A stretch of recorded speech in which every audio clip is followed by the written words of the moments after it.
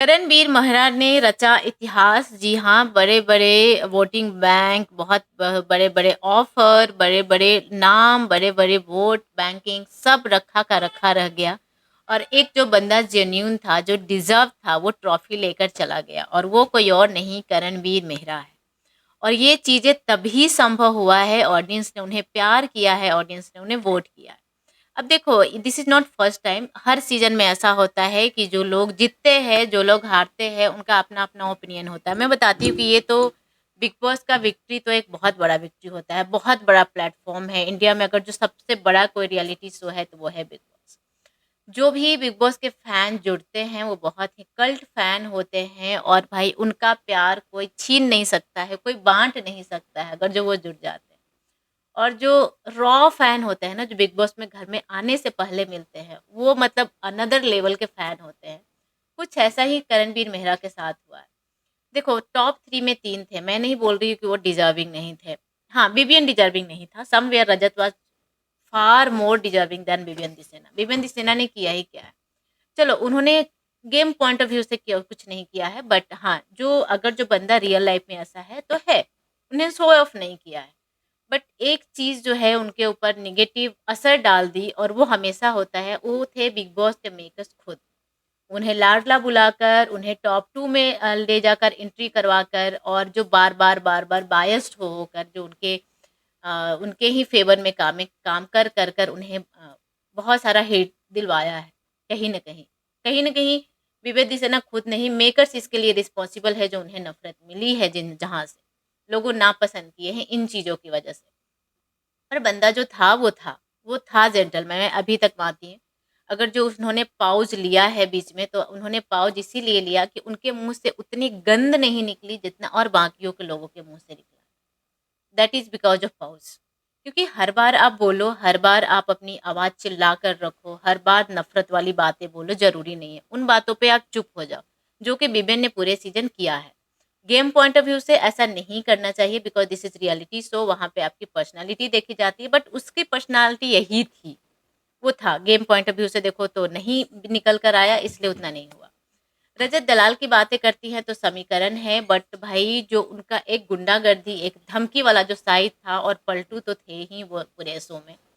तो वो उनकी चीज़ें थी, जो पिलर में चिपका देना, हर लोगों को कहना कि तू अगर जो बाहर मिल सकता है ना, तो ही तू मेरे से बात कर, मैं फाड़ दूँगा तुझे। तो इस तरह की धमकी, गुंडागर्दी दिखी है उनके साइड से। तीसरी अगर जो कोई बंदा था, तो वो था करणवीर मेहरा। करण का एक चीज़ मुझे पूरे सीज़न में अच्छा नहीं लगता था कि जहाँ पे उन्हें बोलना है, जब लोग उनका मज़ाक उड़ाते हैं, तब वो ऐसे छोड़कर चले जाते थे कि अरे छोड़ ना, इसके बोलने से क्या होगा? मुझे पता है ना मैं क्या हूँ, मैं कर रहा हूँ। तो अपने जगह पे वो बहुत सही है। बहुत लोगों का ऐसा नेचर होता है कि सोचते हैं कि क्यों फालतू का बजना, क्यों फालतू का मुँह लगना। पर लोग ना, आजकल के लोग कुछ ऐसे हो गए हैं, जिन्हें समझ में नहीं आता है कि एक्चुअल में क्या।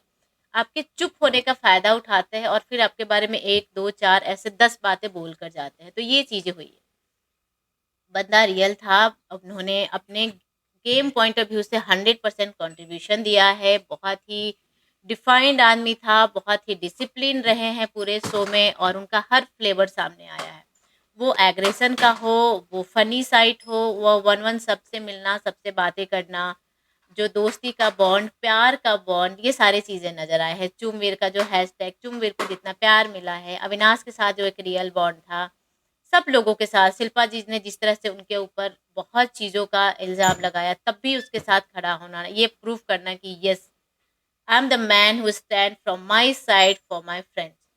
तो वो चीज़ें बहुत ही रियल रही, और ये सारी चीज़ें ही थी जो लोगों को उनसे कनेक्ट किया। और उनका सही बात है कि रियल में उतने फ़ैन नहीं थे उनके। पर जो न्यूट्रल जनता होती है ना, इसलिए बोलते हैं कि आम आदमी का जो पावर होता है ना, वो सबसे बड़ा पावर होता है। रजत के लिए बहुत बड़े-बड़े नाम, फेम, वोट निकल कर आए। इतने बड़े ऑफ़र दिए गए और लोगों के बीच में उन्हें इतना लालच दिया गया कि आपको आईफ़ोन मिलेगा, 1-2 नहीं 100 लोगों को मिलेगा। आप अनलिमिटेड वोट करके और हमें अलग-अलग आईडी से वोट करके स्क्रीनशॉट दीजिए, तब भी वो फ़ेल हो गया। एल्विश सामने एक बार नहीं कितने बार आए कि भाई मैं ही मीडिया हूँ, मैं ही भगवान हूँ, मैं कुछ भी कर सकता हूँ। ये सारा कॉन्फिडेंस रखा का रखा रह गया। बीबीएन का बात करें तो उनके लिए मुनावर की जनता खड़ी हुई, एमसी स्टैन, नेजी महमूद, बहुत बड़े बड़े नाम जिनका फैंडम बहुत बड़ा है, उनकी सारा सपोर्ट धरा का धरा रह गया। तीसरी तरफ बात करेंगे करणवीर मेहरा का, तो न्यूट्रल जनता, neutral media, neutral viewer, neutral supporter ने कमाल कर दिया, हिस्ट्री रच दी और इतने वोट दिए कि मेकर्स भी बेबस हो गए और ट्रॉफी उनके नाम हो गई। तो ये रही सारी सच्चाई। अब आप लोगों को जो सोचना है सोच लीजिए, बट मेरे तरफ से जिसे जैसे डिफाइन करना था, जिसकी जर्नी जैसी थी, मैंने अपने तरफ से आपके सामने ये सच्चाई रख दी है। Thank you so much everyone. देखते रहिए टेली चर्चा 28। मेरे चैनल को सब्सक्राइब कीजिए, वीडियो को लाइक कमेंट शेयर जरूर कीजिएगा।